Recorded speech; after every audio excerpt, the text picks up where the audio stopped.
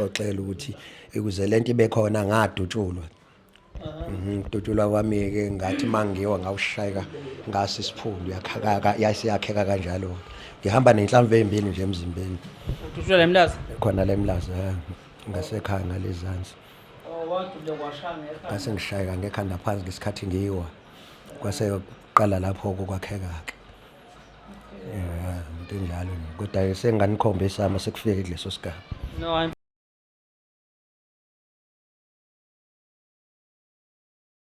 South Africa sabingelela kuphina kuphi lapha nikhona enhla nasezansi ngeendawo impela umduduzo wamkhwanazi sivela kwinhlangano ithuleleni organization sibingelela ke singapha eMlazi bathi section ka G siceliwe ke ngapha sicela uformer councillor wakuyona le ndawo lesikuyona ngenkinga abayibonayo nawo nangokuphatheka kabi ngelinye lamalunga omphakathi engathi ke kunesifo elisiphethe liyagula so nawo councillor kuye wathinteka uformer councillor ukuthi uyafitha lento ukuyibona ukuthi ithola usizo ngoba abantu abaningi bebe nethemba mabebona kulapheka umfowethu njengontando wakamhlongo ukuthi ke iSouth Africa iyakwazi ukubambisana uma ngabe kunezimo ezikhona.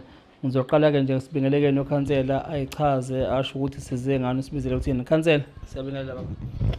Ngibonge Ndonga ngibonge mfamkhwanazi ngusithenjwa ngokwanyawo former councillor la eWard 79. Yebo. Ngithatha ithuba lokuthi nginikhulumise ngenxa yesimo esibhekene nomfowethu lo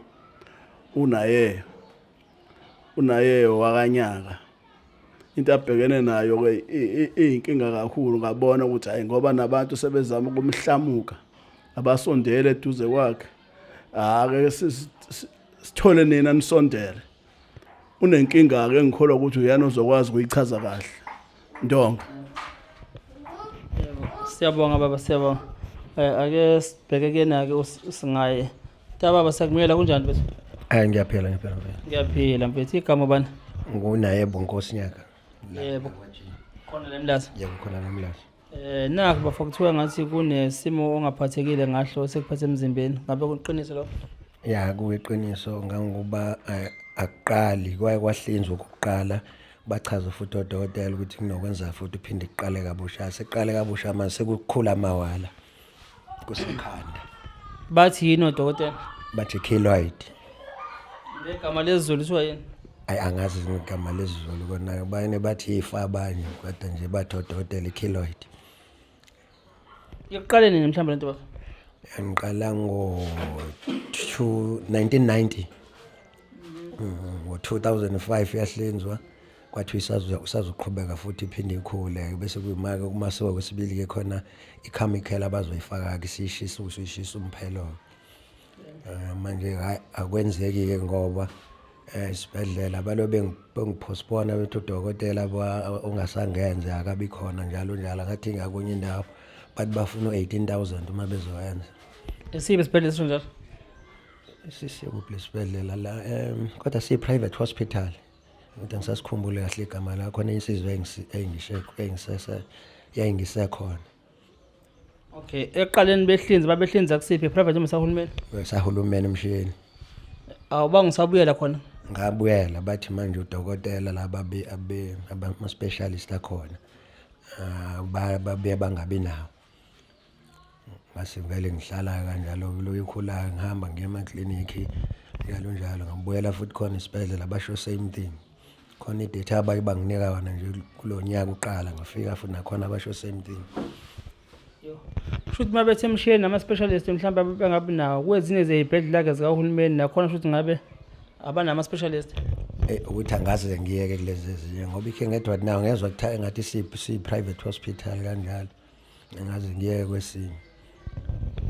Former councillor ngibuza ngoba njalo zikhona izibhedlela kusanokuvula izibhedlela nesisha nala abathi is one of the best lesesilenanda lapha ngase Crossing iDr Prix Kaseme sinesibhedlela ezinkulu lezo nabo Chief Albert mhlambe ke why bengakutransfer emshini mhlambe kwezinye izibhedlela ezinkulu ukuthi kuyozama ukosizo khona bangitransfer kokuqala wathi udokotela wakhona ukuyena ke wamakhanda wathi yena ngeke akwazi ukuthi aqhubeke kwakufuneka same day bengihlinza bangilethe khona bengawafaka ama clips ngoba bangifaka ama clips la ama stapler Wasethena ngeke akwazi ukulentuza uneqaqwa ama stapler kuqala bese uthi emhlazane yakhula seyihlinzwa futhi bese yangifaka ke lonto ba akufuneki bangihlinze ngilala Ama clip afakwapi? ekhanda bese emva kokungihliza bangifaka ama clip lokhu njengaloku stapler bangibhandisha Manje makusho udokotela komkhulu uyena ngabe phela uyena sathi inqumo kubhekwa ngapi ke manje? nami yona ke lento yangixaka ngabuyela emuva ke emshini bathi hayi angibuye emva kwenzuku bangikhipha ama staplers lawo base bayangigcoba ke banginika imithi bangibhanisha kwaze kwaphola kwaphinde kwaqala nje base kukhula ke bese kukhulu ngikholwa ukuthi Ndonga le nto ephethe unyaka ngoba mayimomlalela mayikhuluma ngemali ekhuluma ngo-18,000 unyaka akukho la isebenza khona and ngikholwa ukuthi uma siyiyekelela ingagcina imthathile kanti usemncane mawumbuka nje ula ko-50 years qinisa mntwana nemema excuse you 53 yabona loo nto usemncane futhi bengithanda ukuthi Ndonga niyibone lento le njengoba sikhuluma sizoyibona ukuthi ingiphatha kabi lento mangabe ukuthi ibhedlela zethu esithembayo zikahulumeni kuyizona mhlambe nazo nakuba ukudembesela kube nzima mhlambe nathi ke kusinika elinye iso njengesizwe okuyithina esivota ukuthi uhulumeni safuneka anyuseke manje izinga mhlambe ukwazi ukuthi ke uma kufuneka ngemali yethu bakho kubentela kube nebudget ezokwakhishwa uminister nopresident ezomela ukuthi kufanele landa ama specialist emazweni angaphandle azolekelela kulezo zimo mangabe bekwazile ukulanda odokotela bako Cuba ukuthi bazolela ngeCovid la uma sekuqhamuka lezi zifo ngoba phela ezinye zezifo esiveza njengamanje izifo ade singazazi zingandile njengoba seziyavela futhi sekuyavela ukuthi ke bahluleka bekhona ibhedlela kahulumeni so ke kuyaphoqa ukuthi ngempela ke uhulumeni ayakhe le budget ngoba sekucacile ukuthi futhi odokotela bakhe bayahluleka bazothola odokotela bangaphandle bazofika bezokwazi ukulekelela ngoba sizoba isizwe sikanjani mangabe abantu bevela nezifo ezikanje ahluleke uhulumeni kwayena uhulumeni uzoba njani ya mina ngiyacabanga ukuthi enye into mhlawumbe engenziwanga yimina mhlawumbe befanele ngim-aletho MEC lo uNomagugu wakasimelane ngalento kodwa ngibonile ukuthi hayi ngoba nikhona nikeduzwana singakwazi ukuxhumana nani ngokusheshsha aseyinqande lento uNomagugu I know ukuthi angayenza intervention kodwa maybe through your processes kuzoba right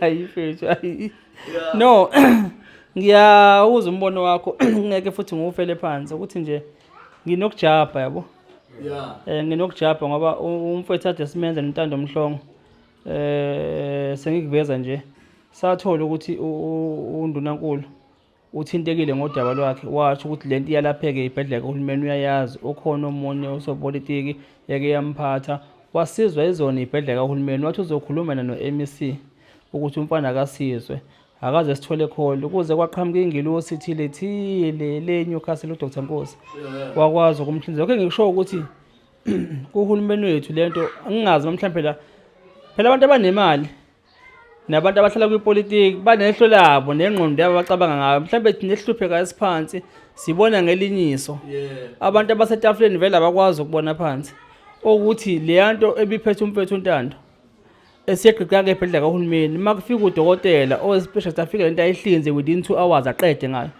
kusho ukuthini lokho uhulumeni within 2 hours should lama operation angenziwa abantu abangaki ngenyanga lama operation lana makuthiwa umuntu olohlobo le specialist ukhona kuhulumeni yinina bafethu ngiyabona niqone inkipha zenhlangano yinini enishaya umthetho kodwa manje kuyabona ngathi imithetho iyanichatha madoda no ngiyafuna kuyiphawula le ndaba le ukuthi mase ufikile uNomagugu asenze icall kuyena yokuthi izinto ezifana nalezi ezikhona la emphakathini bayiphuthuma ngoba la emphakathini esihlala kuyona kunezimo eyidinga lo mnyango wakhe kakhulukazi umnyango wezempilo. uNomagugu ke uyalalela, siyamthemba ukuthi uzokwazi indaba efana lezo kuyisokomela, kodwa ngoba sowufikile asiyiqhube Empela ngathi kanjalo ngoba senjeze natheleka. Ngathi ngaqhubeka nami ngingathokoza impela masiqhubeka. Yini engakuthokoza baba? Ukuthi mase liqhubeka ukuthi nami seyiqala ukungiphatha kabi lento iyangistress ngoba ngathi sekhona abantu asebeqala ukungiisolate kubona. No, angingalifeli phansi izilakho bafo. Anginankinga mina. Singakwazi ukwenza ama calls. Engithandayo ke ngeSouth Africa nabantu abalandela ethweleni ukuthi ke la akulinde uhulumeni. Kufaka igeja nje kulimi. Abantu bazothinteka bavela bangaba nosizo mhlawumbe bangaba nosizo. Singaleli uhulumeni ngoba kwezinto kahulumeni ziyadelay mhlawumbe noma befisa uhulumeni ukuthi asebenze mhlawumbe uthola ukuthi kune process yakho nefuneka ilandelwe. But sizokwazi nathi umfethu ukuthi iveze udaba lwakhe bavela siba engage nabo abaka government, especially ne futhi nawo HOD umfethu uShabalala umuntu okukhulu esixhumana kakhulu naye olekela futhi osukumayo ame ngenyawo ukuthi mangabe ukuthi ke into namandla ukuthi akwazi ukuthi ba intervene naye umfethu. Siyathemba ukuthi usizo uzolithola baba. Ngingathokoza kakhulu mfethu, ngathokoza nje 100%. Siyathemba. Nami nginethemba nje mangibona insizwa nazo zizama ukuthi zingisize. Akike kahleka mina nje for makhansela sibiza dawu. Kodwa khansela kuyini nihlale emkhandlwini siyasike phi thina? Uma sengibizwa uthuleleni thina singenalutho. Ngiyathola ukuthi hayi cha okwethu ukusiza abantu. Ngibonge futhi naye ubaba Nyawosa ukuthi ayibukisise lento ayifakile bese nithinta madoda, ngibonga kakhulu. Siyabonga impela uba namaleda njengalawo emphakathini noma bengasekho uhulumeni kodwa bekhona, kodwa ke yaqhubeka ukuthi kuyakhombisa ukuthi ukuba i-leader womphakathi usukhathela umphakathi irrespective ukuthi uhulumeni noma usekho uhulumeni, kodwa ukukhathalela abantu izinto ezibonayo ukuthi abantu bakwazi ukuthola usizo. Baba Nyawosa siyabonga kakhulu. Bonga kakhulu bafowethu ngokufika kwenu. Singeyilutho nani nigcine senifikele la eMlazi. Into ehle kakhulu into eniyenzile, siyabonga mfandonga. Sikhonela sona isizwe thina baba, sikhonela sona isizwe.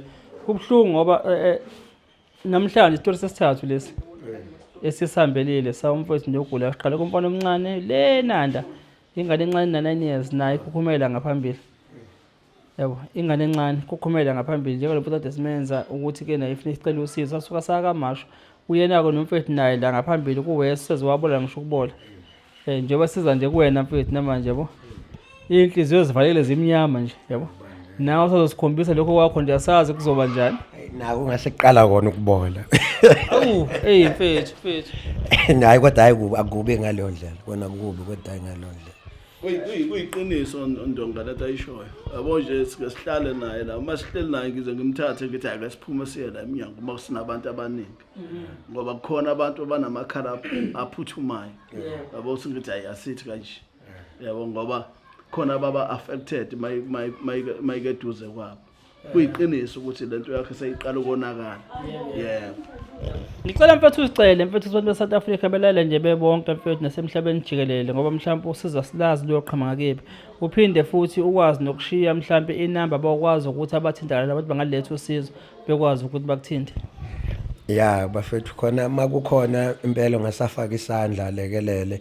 Ngiyacela noma ngabe kuthiwa imuphi umkhakha inamba engihlala la eMlazi G999.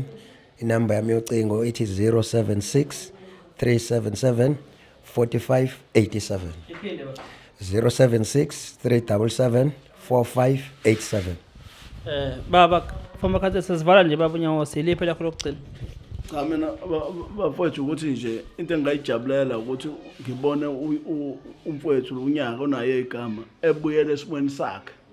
Leyo nto leyo ngayijabulela kakhulu ngoba akazalanga nje.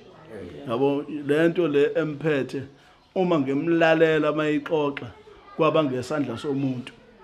Mhlasimbe akafikanga lapho ukuthi lento yamqala kanjani. Kodwa kwaba ngesandla somuntu abuyele endaweni yakhe. Ilonto nje ngayijabulela. Nakubantu laba sebeqala kuma-isolator nje ningathini amazokwadlisa kubona? Thina sikhuliswanga kanjalo. Sikhuliswe ngokuthi umuntu mangabe enkingeni sifuna sifake usizo. Asiyeke ukuthi umuntu simhlamuke singasondeli kuyena. Ufuna ukuthi umuntu mayeke enkingeni sisondele eduze kwakhe ukuze umuntu ngoba uyingxenye yethu. Umuntu ngabantu. Ngaso sonke isikhathi abantu kufanele ukuthi umuntu bakabe nenkinga bangam-isolate. Yeah. Mfethu ungathini nje nakubantu mhlawumbe ukucela isupport kubantu bala endaweni bayeke ukucwasa mhlawumbe ngazothi mhlawumbe uzenzile ba ugula kanoma ubani. Ya njengoba echaza nje ubaba uNyawo simpela kathi bangenza kanjalo bangiphi isibindi njalo bangiphe futhi noxhaso ngoba hla njengoba echaza nje ngaye ngamxoxela ukuthi ukuze lento ibe khona ngadutshulwa. Dutshulwa kwami ke ngathi mangiwa ngawushayeka ngasi isiphundu yakhaka yakheka kanjalo. Ngihamba nenhlamvu ezimbili nje emzimbeni. Dutshulwa lemlazi? Khona lemlazi ngasekhaya ngalezansi. Wadule kwashanga ekhaya. Ngase ngishayeka ngekhanda phansi ngesikhathi ngiyiwa. Kwase qala lapho ukwakheka ke. Into njalo kodwa senganikhombisa ama sekufike kuleso sigaba. No, hayi mfethu ngabavezela mfethu abantu be-South Africa bazokubona. Okay. Uzophenduka ne? Uzosho mfethu cameraman eveza la. South Africa siyanicela nganza kwethu siyanicela nje nesilekelele kakhulu. Abantu bahluphekile la ngaphandle sithemba nina. Uhulumeni ngabantu nini nohulumeni kahle kahle. Bese ukuthi ke nisuke nibakhethile ke ukuthi abangene emandleni basuke belidele nina yabo. Umfowethu ke ikhona lokho kumphethe yabo. Nansi ke into emphethe umfowethu la nje banibona nje yabo sangafuna iyona ke into emphethe lana umfowethu siyacela ke nje usizo kunina abantu be-South Africa ukuthi nikwazi ukulekelela akwazi umfowethu ukuthola usizo njengoba nibona lapha nje phezulu. Ungaphenduka mntaba backside yeah yabo njengoba nimbona nje le nto isangalapheka nami ngiyibona isangahlinzeka le nto isuke yabo. Siyacela ke kuyiphathi mandla naye ke uhulumeni athinteke ukuthi makunabantu begula kanje bengalitholi usizo ezibhedlela bathini kungaze kulokho kuvela ke izibhedlela ezimele ngoba nazo phela ngeke ziyeke ukusiza abantu zakhele thina ezweni lethu ukuthi ezabantu abadleza abandla likaPondo mabethinteka abaphathi bazo nodokotela bazo bekhombisa ubuntu bazosukuma bawenza umsebenzi kungeve ukuthi mhlambe ke bayayekelela. Siyacela ke nakuhulumeni athinteke naye bakwazi ukuvela usizo. Siyabonga mfethu. Yabo. South Africa ikhona ke besikuzele lokhu lapha ekhaya eMlazi. Niyabona ke usizi sila emzini wakanyawo ubaba uformer councillor wala kaJi. South Africa siyacela usizo nilekele umfowethu bona yonke indlela engalekela ngayo. Ikhona ke lokho esikhona la khona thina bakathweleni. Siyabonga. Nisale kahle emakhaya.